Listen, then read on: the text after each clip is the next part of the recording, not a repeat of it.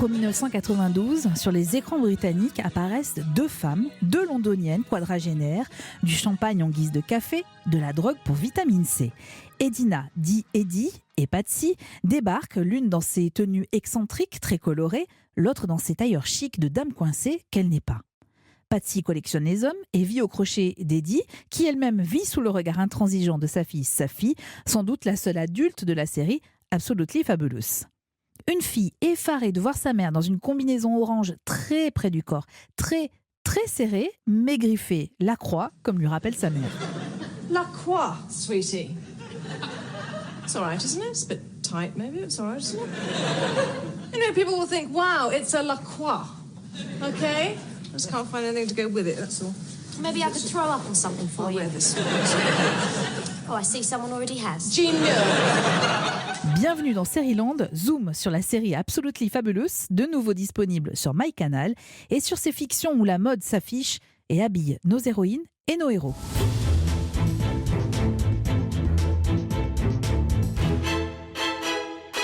Seriland, c'est le podcast qui vous donne envie de regarder des séries de qualité, celles qui font l'actualité ou celles qui redeviennent à la mode, voire les deux en même temps.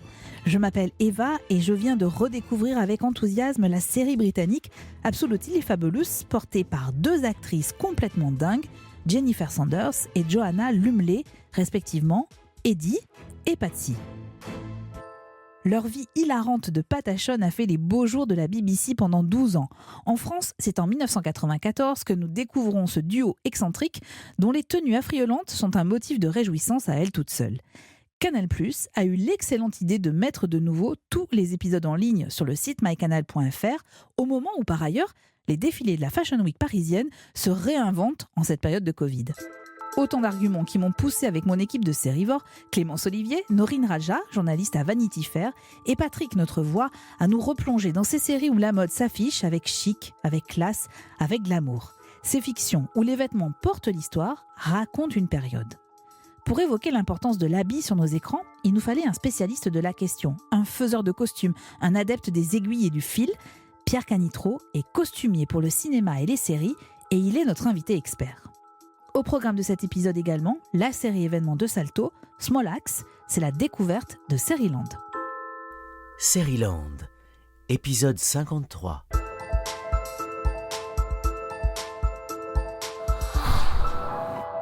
La série de la semaine. Bonjour Norine Raja. Bonjour. Merci infiniment d'être avec nous pour cet épisode qui évoque votre sujet de prédilection, les séries. Mais vous êtes journaliste pour un magazine qui parle beaucoup de mode, en l'occurrence Vanity Fair. Est-ce que vous portez un intérêt à la mode ? Oui, alors j'ai grandi avec une mère qui est très fan de mode. Alors moi, c'est venu un peu plus tard parce que j'ai travaillé justement dans des titres où la mode avait une place importante. Et donc, par ricochet, j'ai commencé à m'y intéresser, à découvrir des créateurs dont j'ignorais l'existence, certaines tendances. Donc, de loin, mais oui, ça m'intéresse. Donc, série et mode pour vous. Et je pense que la personne qui est en face de vous, bonjour Pierre Canitro. Bonjour. Lui, c'est sûr, la mode, c'est son truc. Nous sommes très heureuses et très heureux de vous recevoir, Pierre, notamment parce que vous connaissez parfaitement le sujet et parce que vous nous avez éblouis avec les costumes de la série OVNI, qui est toujours disponible sur mycanal.fr, série qu'on avait largement abordée avec son interprète principal, Melville Poupeau, que vous avez eu la chance d'habiller, dans un grand entretien que vous pouvez d'ailleurs toujours écouter. Dites-moi si je me trompe, Pierre, mais sur votre CV, il y a aussi les séries Ainsi soit-il, Kaboul Kitchen, Clara Scheller, toutes des séries qu'on a adorées et pour lesquelles vous avez fait les costumes. Tout à fait. Vous avez commencé avec Clara Scheller. J'ai commencé avec la saison 2 de Clara Scheller, où il est question beaucoup de mode et de glamour et de paillettes. Et ensuite, Ainsi soit-il, c'était plus direction artistique forte avec des clairs-obscurs, des couleurs à trouver.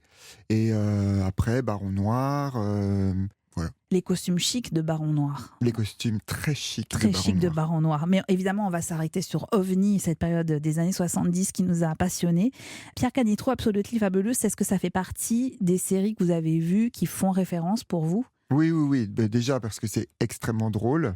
Donc j'ai adoré pour ça. Et c'est vrai que pour les costumes, c'est presque un personnage, la mode qu'il y a dans cette série. Et donc c'est assez jouissif de voir ces tenues arriver les unes après les autres et ça fait partie du comique de la série et c'est super bien fait. Oui, parce que c'est des épisodes assez courts qui font à peu près entre 20 et 25 minutes. C'est très séquencé, il y a 4-5 séquences et à chaque fois il y a un costume différent. Exact. Voir plusieurs costumes dans la même journée. Oui, c'est vrai. Puis des costumes complètement improbables. Enfin, Eddie, elle a vraiment des superpositions de motifs, de couleurs.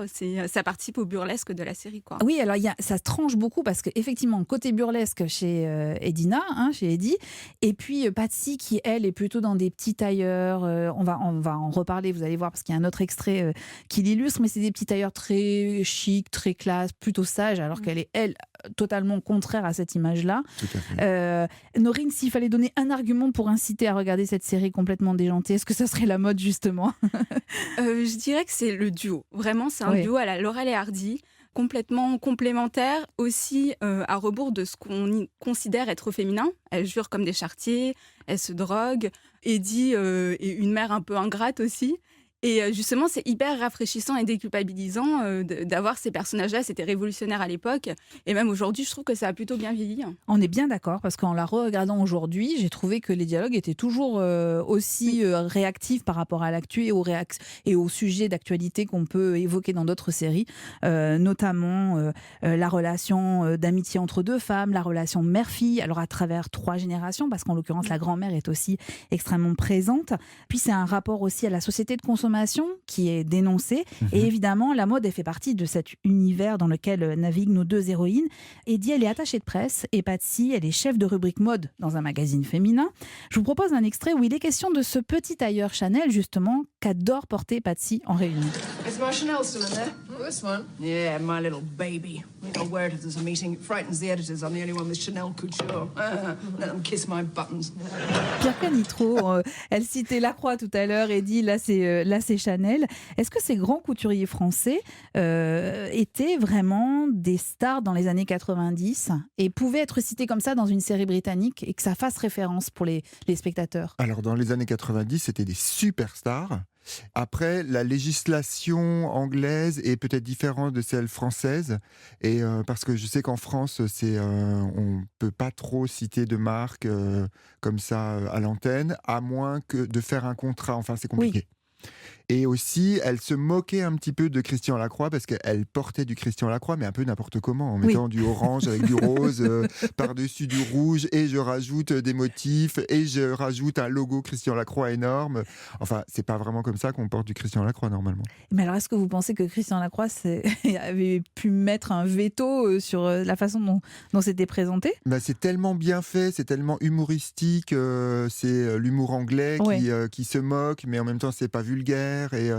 Et comme on sait de toute façon que c'est too much, on le prend avec humour. J'imagine qu'il a fait pareil. Mais c'est presque un hommage aussi à tous ces créateurs quand même, qui sont alors cités, vous le racontiez, mais c'est vrai qu'ils sont cités à longueur d'épisodes, ce qu'on n'a jamais vu dans une série française, ou en tout cas je me souviens pas d'une série où on peut citer des marques comme ça. Non, je vous dis, c'est très compliqué aujourd'hui de faire ça. Je pense que c'est très compliqué par rapport à la loi, par rapport au CNC. Pierre Canitro, c'est quoi un costume réussi dans un film ou une série ? C'est quoi les règles intangibles, selon vous, pour un costumier ? Il faut que le costume ait du sens. Il faut que... Et du sens par rapport au personnage et à l'histoire globale ? Exactement, par rapport au personnage, en fonction de son âge, de son parcours. Il faut qu'il fasse partie de l'histoire, exactement. Moi, j'aime quand il est intégré dans l'image, en rapport avec la lumière, en rapport avec le décor ou pas. On dit souvent qu'un bon costume est un costume qui ne se voit pas. C'est-à-dire qu'il est tellement bien dans l'histoire qu'on ne fait pas vraiment attention. Et il faut évidemment qu'il aille à la perfection à la personne qui le porte. On va en parler avec OVNI, justement. Voilà. Mais c'est déjà beaucoup d'arguments qu'il faut prendre en compte. C'est loin d'être un détail. Norine, vous êtes plutôt Patsy tailleur chic ou Eddie avec ses tenues bariolées d'ailleurs ? Je dirais plutôt Patsy. Ce qui est drôle, c'est que la série est vraiment une satire du milieu de la mode, mais qu'elle a été plutôt bien accueillie en fait, à tel point que dans le film, on a Kate Moss, je crois qu'elles sont habillées par Stella McCartney.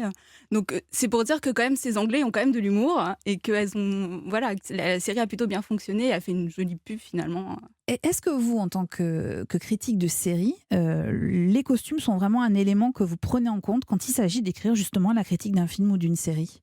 Oui. Alors, il y a des séries où c'est un peu plus important que d'autres. Bien sûr. Notamment, quand on est dans des séries d'époque, effectivement, c'est intéressant de voir est-ce qu'on est vraiment dans la reconstitution pure ou est-ce qu'il y a un pas de côté qui a été fait. Et puis, on en parlera sans doute, mais pour le jeu de la dame, par exemple, puisque c'est ce qui est le plus récent, c'est des séries, par exemple, où le costume montre vraiment une progression dans le personnage. Et aussi, dans ce cas-là, un reflet de sa passion. Et du coup, c'est intéressant de voir comment est-ce que c'est utilisé à des fins narratives. Quoi. Ouais, c'est ça porte la psychologie du personnage au fur et à complètement. mesure. On va y revenir avec le jeu de la dame. Dans la dernière saison d'Absolutely Fabulous, notre duo d'excentriques reçoit une guest. Vous savez, ça arrivait souvent dans les épisodes. En l'occurrence, c'est Sophie Grabol, alias l'inspecteur Sarah Lund dans la série scandinave The Killing. Edina adore cette fiction. Et nous aussi, d'ailleurs, on adore The Killing dans Seriland. Écoutez l'histoire que nous a dégoté notre sérivore Clémence Olivier.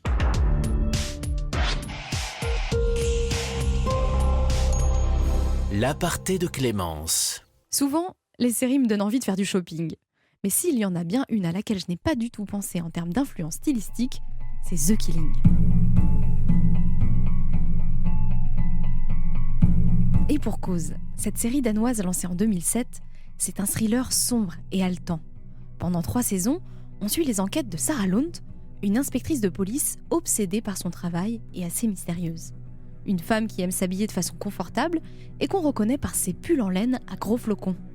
A priori, ce n'est pas le vêtement le plus original, ni le plus glamour qui soit, et pourtant, il a fait de l'actrice Sophie Grabol, qui joue Sarah Lund, une icône de la mode. Mais avant que je vous explique comment, il faut que je vous raconte d'où vient ce pull et pourquoi le personnage de Sarah Lund ne le quitte quasiment jamais dans la série. À l'origine, ce pull, c'est une idée de l'actrice. Quand elle démarre le tournage de The Killing au début des années 2000, elle rencontre l'équipe chargée des costumes et cette équipe lui présente plusieurs vêtements. L'idée, c'est de trouver un accessoire qui pourrait définir son personnage, sa personnalité. Et très vite, un pull lui tape dans l'œil. C'est ce fameux chandail traditionnel des pêcheurs des Féroé, ces îles qui appartiennent au Danemark. Ce pull, il est en laine blanche avec des étoiles bleues et il est fabriqué artisanalement par une petite marque, Gudrun et Gudrun. Pour Sophie Grabol, c'est un peu une madeleine. Ce pull, elle le connaît bien. Elle l'a porté dans les années 70 et ses parents un peu hippies en avaient un aussi. Mais ce qui l'a séduit surtout, c'est ce qu'il peut offrir à son personnage. Déjà, je trouve que c'est un super costume. Je pense que c'est mon costume préféré de tous ceux que j'ai portés. C'était tellement évident, il dit tant de choses du personnage, de ce qu'elle est. J'avais pas vraiment à jouer quoi que ce soit. Ce gros pull en laine, il nous rappelle que l'action se passe à Copenhague et qu'il y fait frisquet. Mais surtout, il nous indique que l'inspectrice est suffisamment sûre d'elle pour porter ce dont elle a envie, même si elle gravite dans un univers masculin. Et ça dénote. À l'écran, les femmes flics sont souvent en veste de costume et chemisiers très féminins. Je pense par exemple à Gillian Anderson en tailleur dans The Fall. En fait, ce pull nous montre que Sarah Lund ne veut pas du tout être sexualisée.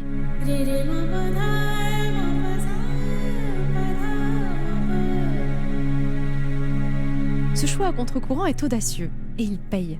C'est simple, les spectateurs adorent, surtout les Danois et les Britanniques. Selon The Guardian, après la diffusion de la première saison au Royaume-Uni, les ventes de pulls à gros motifs ont explosé outre-Manche. Un site web a même été créé pour aider les spectateurs à dénicher le fameux pull Gudrun et Gudrun, le vrai, l'original, qui coûte tout de même 385 €. Pour la marque, c'est un coup de pub inespéré. D'ailleurs, depuis la première saison, ils présentent leur chandail sur leur site comme le pull dont tout le monde parle. Sophie Grabol, elle, s'en amuse, même si elle s'étonne encore d'un tel engouement. Depuis la fin de la série, elle a mis ses pulls en laine au placard. Ce n'était pas vraiment son style, mais elle avoue les ressortir chez elle de temps en temps.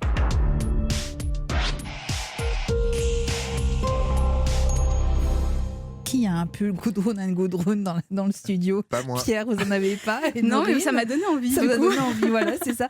Pierre, est-ce que vous avez mis au goût du jour un vêtement ou un accessoire dans une série qui est devenue ensuite le hit, comme on dit? Non, je m'en rends pas compte. Et Ah puis, ouais. j'avoue que je regarde pas quel est l'impact de mes costumes sur...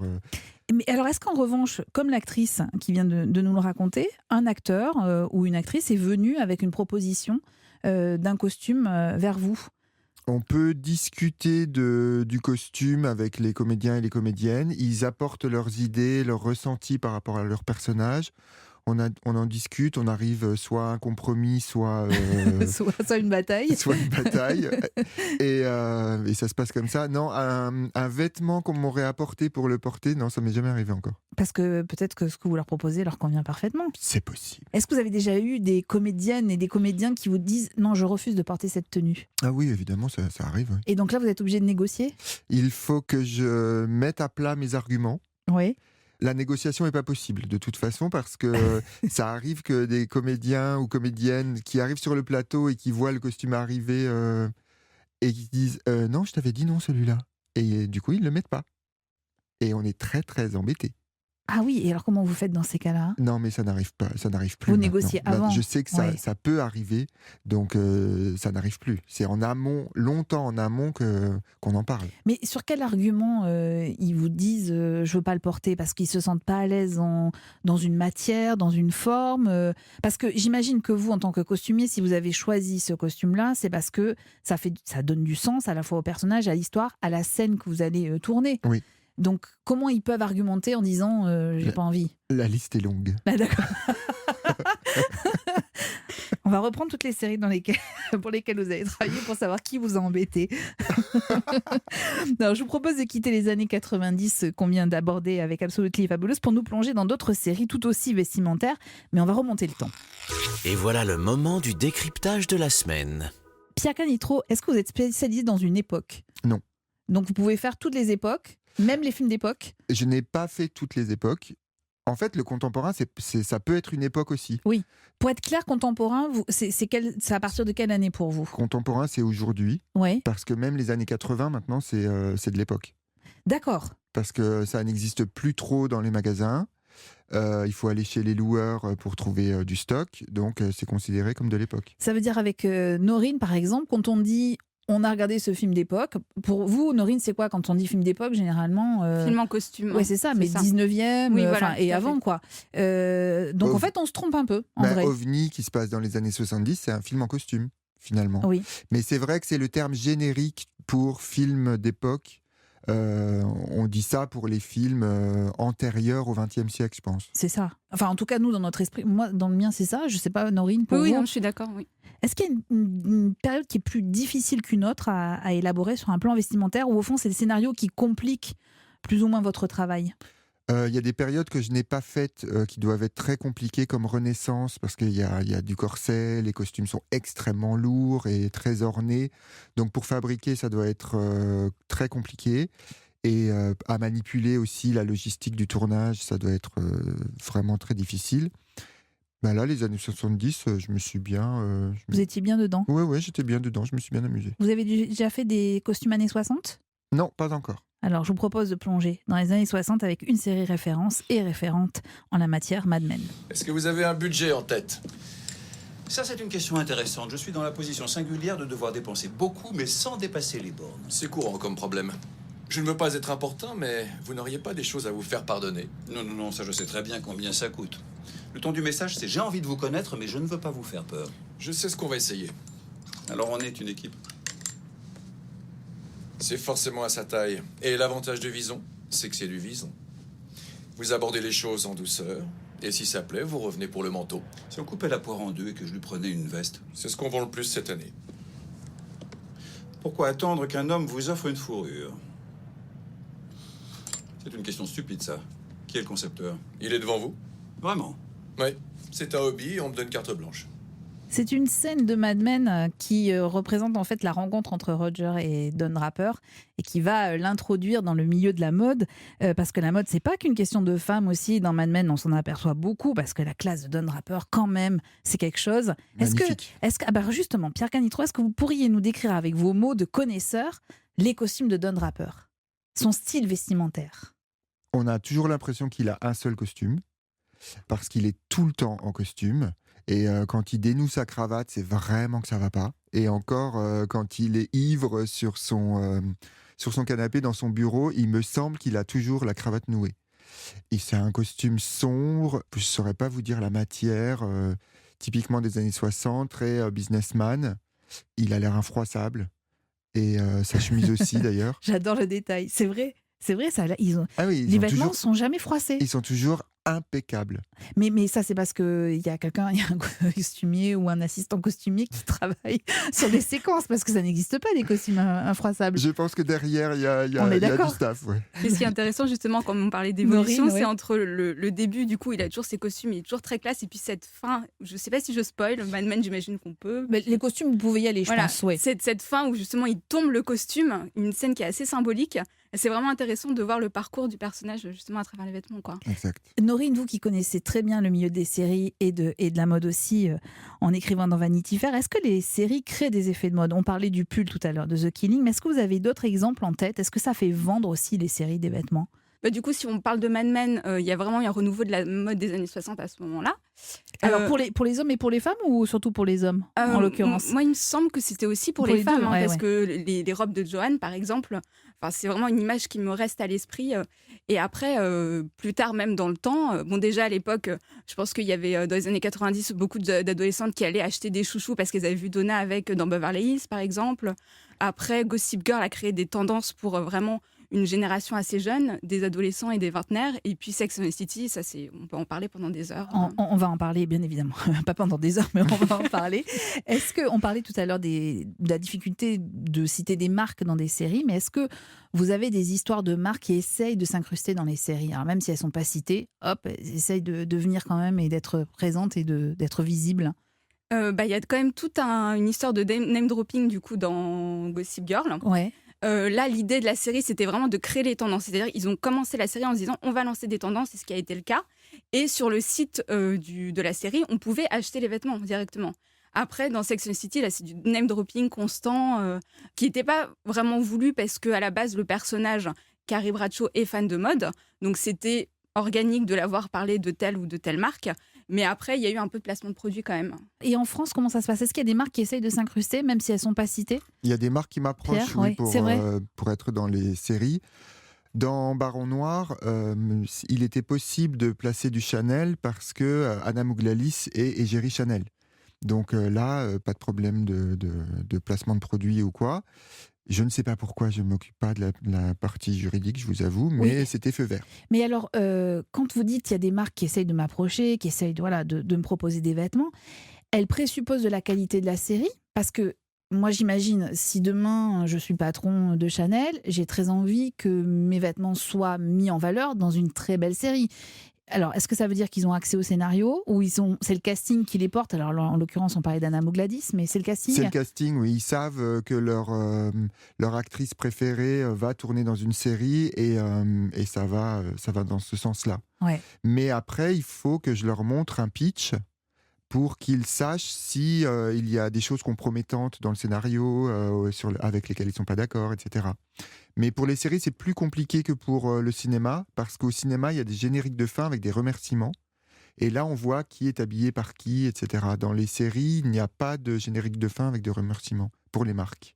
Ah bon ? Alors ça, vous m'en apprenez une, vous voyez, par exemple, parce que je sais qu'il y en a pour les émissions de télé, par exemple, pour le cinéma aussi, mais j'ai jamais fait attention qu'il n'y avait pas de générique de fin pour les séries, enfin en tout cas, un endroit où on pouvait remercier les marques. Ben non, ça n'existe pas. Voilà, on a déjà appris un truc dans série. Là, merci Pierre Canitrot. Alors, si vous aimez les années 60, je vous recommande une autre série, et pas seulement pour la qualité des tenues de Myriam, l'héroïne, c'est Mrs. Maisel. The stars shine, your eyes catch mine, and your light is all I can see. Could there be one less angel in heaven? Et oui, même la musique était des années 60. C'est à voir absolument sur Amazon. J'attends avec impatience d'ailleurs la saison 4 de cette série qui met en scène les aventures d'une jeune New-Yorkaise divorcée qui devient un talent du stand-up. Si vous ne connaissez pas Mrs. Maisel, allez-y, mais en courant. Pierre Canitrot, on avait très envie de vous recevoir parce que vous êtes quand même à l'origine des costumes d'une série donc pour laquelle nous avons eu cet immense coup de cœur. Tu connais le GEPAN, groupe d'études des phénomènes aérospatiaux non identifiés ? Pas les ovnis, quoi. Tu prends la tête du GEPAN. Moi, j'y connais rien en ovni. Mais il existe vraiment ce bureau ? Moi, je croyais que c'était une blague. Donc, il était comment, ce vaisseau ? L'invasion a déjà commencé ? Commandant Valérie Delbros, direction de la sécurité militaire. Arrêtez de poser des questions. Et tu t'occupes des ovnis, toi, non ? Le travail travail, c'est plus important que moi. Eh ben disons que... J'ai pas mon bonjour. Préparez-vous à être bousculé dans vos certitudes.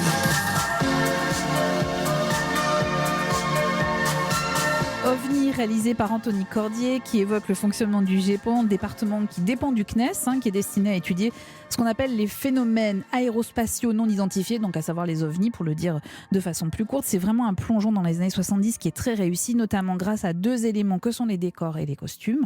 Pierre Canitro, d'ailleurs, je crois que vous êtes déjà sur la préparation de la saison 2. Je suis en plein dedans. Attendez, vous allez nous dire un scoop, mais après. Pierre, comment vous avez travaillé les costumes ? Parce qu'il y avait une chose qui nous avait énormément surprise. Je dis surprise parce qu'on n'avait quasiment que des filles dans l'équipe de Seriland. Il y avait quelque chose qui était très étonnant, c'était la façon dont les costumes et les décors se répondaient. C'est-à-dire qu'on avait l'impression que c'était des tableaux. Chaque séquence était un tableau visuel où on avait l'impression que chaque moindre touche de couleur avait été calculée. Est-ce que c'est le cas ? Et comment vous avez travaillé ça ? Et ça, c'est un super compliment parce qu'on a vraiment essayé de le faire avec la déco. Là, c'est un long processus qui se fait en préparation. On s'échange nos moodboards, on regarde. C'est quoi ? C'est des sortes de storyboards en fait ? Non, vous dessinez les moodboards ? C'est le cahier des tendances. D'accord. En fait. La déco fait un cahier des tendances, moi j'en fais un. On croise les idées, on le montre au réalisateur, et là on voit les rapports fond-forme qu'on peut faire entre les costumes et les décors. Par exemple, en Guyane, il fait chaud, donc ils ont des chemisettes ou des polos, et le décor était très gris, vert de gris, etc. Donc j'ai proposé d'y mettre des costumes très blancs, parce qu'on est en Guyane, et donc ça fait un tableau très blanc et gris clair. Et j'adore faire ça. Toutes les séquences ont été travaillées de la même façon ? Pas toutes les séquences, ça a été travaillé par grands groupes de décors en fait. Parce qu'il y avait un truc qui était très amusant, c'est que quand on dit les années 70, souvent la couleur qui nous vient à l'esprit, Norine, c'est un peu orange, quoi. Oui. On va pas se mentir. Et il n'y a pas tant de orange que ça dans OVNI. Vous avez évité ça ? Oui, en fait, les années 70, c'est très tarte à la crème. Avec les motifs, les couleurs criardes. On pense aux soirées déguisées, années 70, à se mettre une perruque sur la tête et faire le fou. Et en fait, nous, on est plus dans les films de Claude Sautet. D'accord. Où il y a moins de couleurs et où on a l'impression qu'on est plus dans le quotidien et moins dans la fête. Et on s'est attaché au fait que les personnages sont des ingénieurs. Donc, ils ne sont pas habillés en orange. Voilà, c'est tout ça. Vous êtes obligé de prendre en compte tous ces détails-là, à la fois la fonction du personnage, sa psychologie, l'environnement dans lequel il travaille. Et alors, ça veut dire quoi ? C'est des heures et des heures de documentation aussi ? Oui, Est-ce que vous allez travailler, par exemple, l'iconographie, je ne sais pas, de l'aérospatiale en Guyane dans ces années-là ou pas du tout ? Oui, on a regardé. Ouais. On a regardé des photos d'archives pour voir en réunion, par exemple, comment ils sont habillés. Et c'est là qu'on a vu qu'il faisait très chaud là-bas, donc ils ont les manches relevées, ils sont en chemisette. Et oui, c'est un gros travail de documentation. C'est pour ça que je disais tout à l'heure que c'est un film en costume, parce qu'on se documente vraiment sur comment on faisait à l'époque. Et d'ailleurs, j'ai acheté le catalogue de la Redoute 1978, pour avoir toutes les informations, même les culottes d'enfants, etc., pour savoir exactement ce qu'on portait à l'époque. Mais alors, où est-ce que vous l'avez trouvé, ce catalogue de la Redoute 1978 ? Ah, vous avez demandé à la Redoute ? Ils les vendent. Ah, mais c'est génial. Et vous l'avez gardé ? Oui, je l'ai. Est-ce que vous avez gardé d'autres choses de OVNI ? Un costume que vous avez vraiment envie de garder pour vous parce que vous pourriez le remettre aujourd'hui ? Ou un accessoire ou J'ai gardé le collier de Vera, qui est le personnage féminin principal, Vera, qui travaille au GEPAN. Qui porte l'univers. C'est une boule de verre qui représente l'univers. Et j'en avais acheté plusieurs au cas où elle le perde sur le tournage. Et j'en ai gardé un. Est-ce que les acteurs ont gardé des costumes ? Alors non, parce que quand on faisait la saison 1, on savait qu'on allait potentiellement faire la saison 2. Et donc on a gardé le maximum. Parce que donc ça veut dire que la saison 2 va se passer aussi dans les années 70. Vous n'allez pas trop changer les costumes. Peut-être. Est-ce qu'il y a un extraterrestre qui arrive ou pas ? Sûrement. Et moi, j'avais vraiment adoré ce Norine. costume bleu qu'a Melville à un moment donné. Je le trouvais vraiment très beau. Justement, comme il n'y a Melville pas trop Poupeau, de couleurs, oui. quand il y en a, ça attire l'œil. Et d'ailleurs, il disait en interview que vraiment la phase d'essayage des costumes, ça lui a vraiment permis de construire le personnage. C'était assez intéressant. Oui, est-ce que vous avez des retours? Parce que tout à l'heure, on se moquait un peu des comédiennes et des comédiens qui vous disent non à telle tenue. Mais à contrario, j'imagine que vous leur donnez la peau de leur personnage. C'est-à-dire que grâce au costume, ils peuvent aussi incarner ce personnage-là. Ça, c'est un moment de mon travail que j'adore. C'est quand je vois dans la dégaine et même dans l'œil de l'actrice ou de l'acteur que j'ai en face de moi qui a l'impression que c'est le bon costume, il switch dans le personnage et c'est magique. Vous le voyez? Ouais, je le En vois. un coup d'œil, vous voyez que ça fonctionne. Plus ou moins selon les personnalités. Ouais. Mais oui, je peux le voir. Et là, on a tous les deux des frissons et on se dit, ça y est, on l'a, il faut faire autour de ça parce que c'est ça qui marche. On va finir ce tour d'horizon des séries qui sont très tendances avec la série, Norine, vous en parliez tout à l'heure, des années 2000, Sex and the City. Extrait de la saison 3, épisode 17, vous allez comprendre tout de suite puisque vous connaissez la série par cœur. Carrie Bradshaw, alias Sarah Jessica Parker, se fait braquer en plein jour dans une rue de New York. Et de toute évidence, le voleur s'y connaît aussi en mode.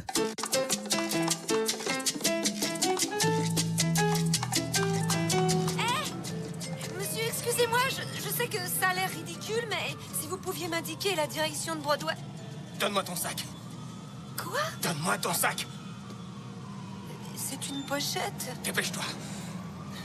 Je pouvais pas le croire. 15 ans dans New York, et au moment où la ville commençait à devenir sûre, je me faisais agresser. Est-ce que c'est une farce? Ta montre et ta bague, vite. C'est pas vrai. Mais je... Vite. D'accord. Et t'es Manolo Blahniks. Quoi? Non, Donne-moi ta paire de Blahniks. Ce mec ne voulait pas uniquement de l'argent. Il voulait des trucs à la mode. S'il vous plaît, monsieur, ce sont mes chaussures préférées. Je les ai eues à moitié prix dans une solderie de mon quartier. Merci.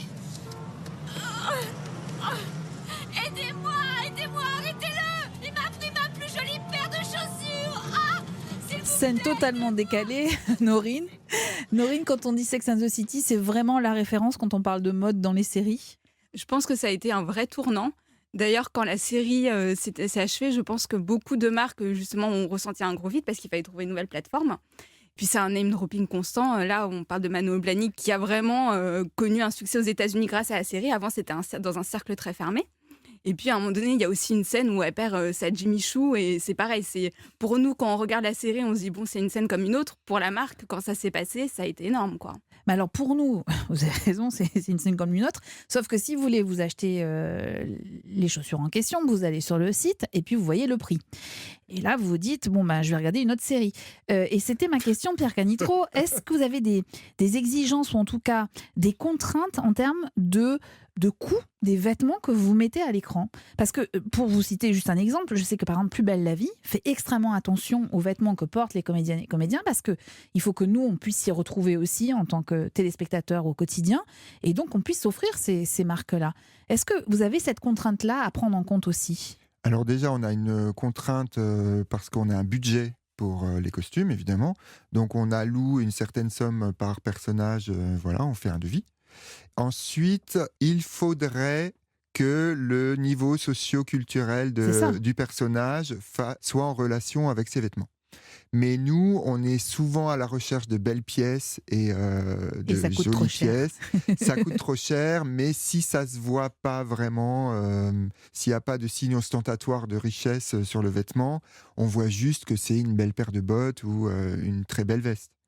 Dans le cas de Sex and the City, les premiers, ça se voit pas à l'écran, mais en fait, les premières saisons, le budget était assez serré, en fait.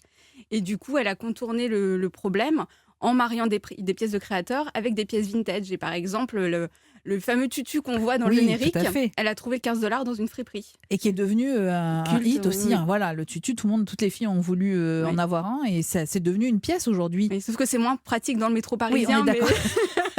Mais effectivement, ça fait...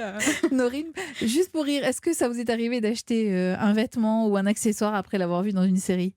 Pas spécialement, j'ai pu être inspirée par des styles, par exemple, mais des pièces précises, non, je ne suis pas passionnée à ce point-là. Pierre, vous, oui? Moi, j'ai un petit truc, Si vous aimez les costumes dans Dynasty, le nouveau Super Dynasty, costume. Ouais. vous pouvez aller dans le sur... nouveau Dynasty. Dans le nouveau Dynasty. D'accord. Parce que moi, je voyais Joan Collins, du Oui. coup. Non, dans le nouveau Dynasty qui passe sur Netflix. Vous pouvez aller sur Instagram, l'équipe des costumes met tous les vêtements sur Instagram avec le prix, l'endroit où vous pouvez le trouver, etc. C'est un énorme travail, mais c'est génial. Et alors, je crois qu'il y a beaucoup d'équipes qui commencent à le faire aussi, parce qu'il y a du marketing derrière, et les marques peuvent aussi s'y retrouver grâce à ça, grâce à Instagram. Alors, on va pas totalement quitter la mode dans la dernière partie de cet épisode de Seriland. Avec Noreen Raja, on a très envie de vous faire partager un coup de cœur, et on va évoquer également donc une série que vous adorez, Pierre, avec des tenues sublimissimes. La découverte de Seriland. Dernière partie de cet épisode de Seriland avec nos recommandations de la semaine, la série incontournable, celle qui fait l'actualité et que nous avons regardée pour vous. Et cette semaine, c'est vers Salto que nos yeux se sont portés pour découvrir Small Axe. Noreen, en quelques mots, qu'est-ce que c'est que cette série ? Alors, ça va être difficile à résumer parce que c'est une anthologie avec 5 épisodes, donc qui traitent à chaque fois d'histoires différentes, certaines inspirées d'histoires vraies et d'autres complètement fictionnalisées. En gros, c'est le réalisateur Steve McQueen qui avait fait 2 films avec Michael Fassbender qui sont Shame et Anger, et qui a fait aussi un film oscarisé, 12 Years a Slave. Et là, c'est son œuvre la plus personnelle. Il s'intéresse à la génération Wine Rush, qui sont tous ces gens qui sont venus des Caraïbes à partir des années 40 et qui se sont installés au Royaume-Uni. Et donc, à partir de là, il crée une fresque historique où il raconte justement le destin de ces gens qui sont face au racisme, face aux persécutions policières. Donc, il y a vraiment une tendance à lier le politique et l'intime, en fait, qui m'a même un peu fait penser à The Wire. Totalement d'accord avec vous. Je vous propose un extrait du premier film qui s'appelle Mangrove. C'est le nom du restaurant qui est tenu par un certain Frank dans cet ouest londonien où la population caribéenne, justement, lutte contre le racisme de la police, face à face entre un officier et Frank. Non mais tu te crois où? Tu te prends pour qui avec ton restaurant? Une sorte de chef de file? J'ai ouvert ce restaurant pour que tout le monde puisse y manger sans aucune distinction. Et c'est tout à ton honneur. Mais le problème, c'est ton menu. Il va falloir rajouter pas mal de choses si tu veux continuer à tenir cet établissement. Nous ne servons que de la cuisine épicée dans ce restaurant. Ah, le problème avec vous autres, c'est que vous n'avez pas bien compris, je crois. Vous vous ramenez avec vos vêtements colorés, vous couchez avec nos femmes, vous vous prenez pour les rois du pétrole. Mais tu sais quoi? Vous allez déchanter. C'est chez moi, ici. On ne marche pas sur la gueule. Pouli, non! Pouli! Espèce de salopard! Tu es le diable! Bouge pas! Tu es le diable! Allez, on passe à moi!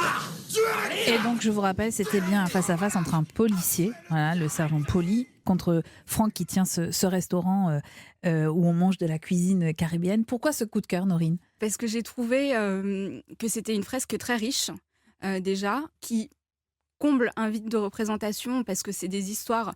Le procès du mangrove, par exemple, c'est un tournant pour la communauté caribéenne. C'est une histoire vraie, c'est une histoire vraie, c'est ça, qui n'a pas été enseignée à l'école, qui a été très peu mise en scène. Et je trouve qu'à chaque fois, il peut raconter ces histoires très fortes. Et en même temps, il raconte aussi quelque chose de la société britannique et de ce racisme qui est vraiment dans les institutions.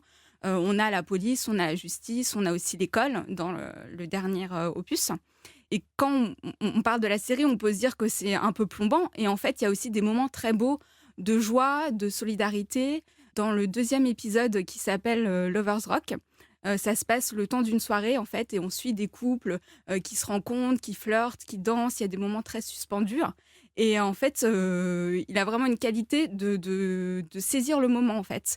Et c'est un ancien plasticien, en fait, Steve McQueen. Et ce qui fait qu'il sait vraiment saisir le corps. C'est-à-dire que dans Red, White and Blue, qui est l'épisode pour lequel John Boyega a gagné un Golden Globe, il joue un ancien scientifique qui décide d'intégrer la police pour changer l'institution de l'intérieur. Et là, le corps, c'est l'outil pour expier, en fait, cette frustration, cette colère. Alors que dans Lovers Rock, c'est vraiment que du désir, en fait, et de la passion. Et je trouve que c'est très beau. Et il y a vraiment des moments extraordinaires, à la fois de colère et à la fois de célébration de cette culture. Alors, je partage totalement votre avis avec cette dimension historique et politique, moi, qui m'a extrêmement intéressée parce que je ne connaissais pas du tout ce pan de l'histoire du Royaume-Uni, ni même à Londres, voilà comment la communauté caribéenne avait été traitée. Et c'est vraiment extrêmement intéressant. Mais alors, Noreen, on est petites joueuses toutes les deux parce qu'effectivement, vous parliez de John Boyega qui a reçu un Golden Globe en tant que meilleur second rôle masculin dans une série. Mais Pierre Canitro, dans sa série Coup de cœur, la série en question, elle a reçu 2 Golden Globes. Je m'incline. Le crush de l'invité. Bah oui, on termine cet épisode de Série Land avec effectivement votre coup de cœur. Pierre, coup de cœur pour une série Netflix sollicitée par le public qui vient de remporter effectivement le Golden Globe de la meilleure mini-série et celui de la meilleure actrice, une récompense pour Anya Taylor-Jones, alias Elizabeth Harmon. Il n'y a pas un joueur au monde qui soit aussi doué que toi. Il y a un joueur qui me fait peur. Qui ? Le Russe.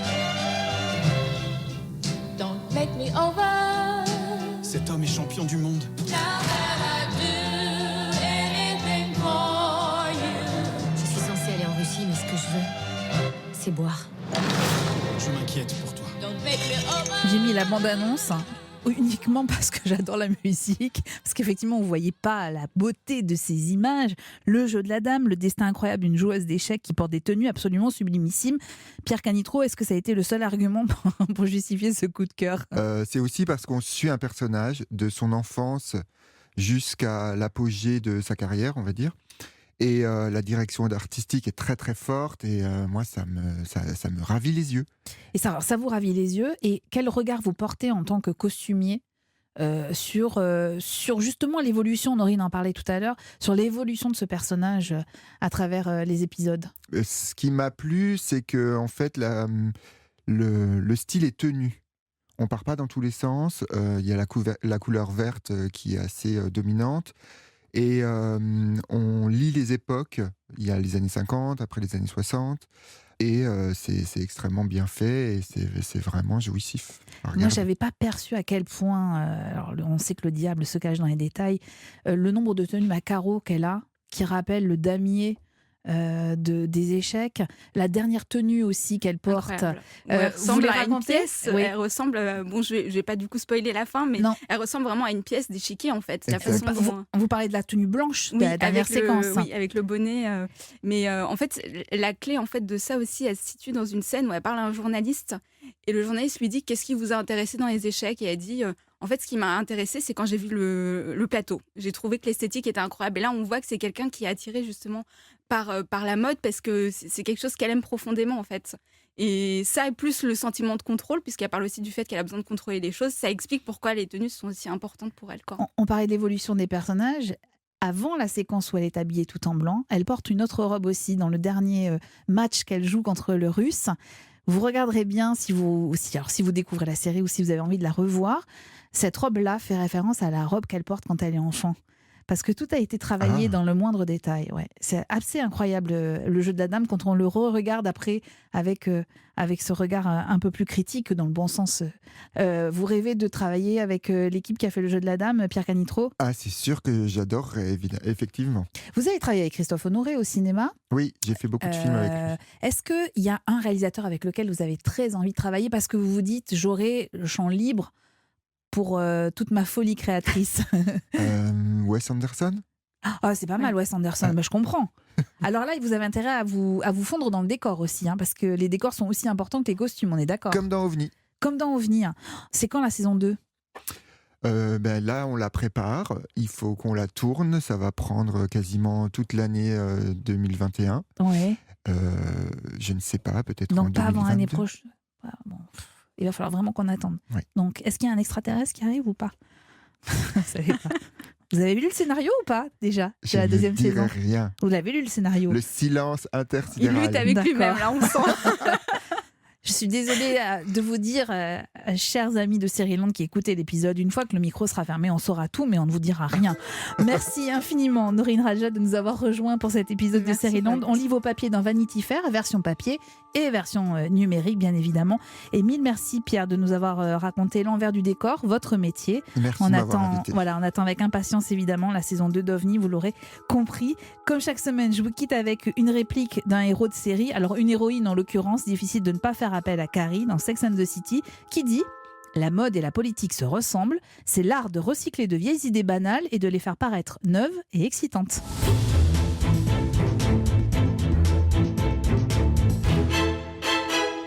Dans le prochain épisode de Sérieland, je vous propose de changer totalement d'univers. À l'occasion de la saison 3 de la série Les Rivières pourpres, à voir sur France 2, je vous propose un grand entretien avec le romancier qui a donné naissance à cette fiction et qui signe le scénario de plusieurs épisodes, l'écrivain Jean-Christophe Granger.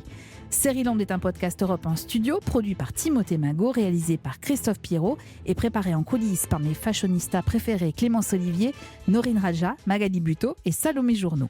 Si cet épisode vous a plu, le prochain vous séduira. Restez à l'écoute et puis surtout parlez-en autour de vous, commentez, faites-nous part de vos retours. Vous pouvez toujours nous attribuer des étoiles sur les plateformes de podcast. Le groupe Facebook de Sérieland est là pour vous aussi.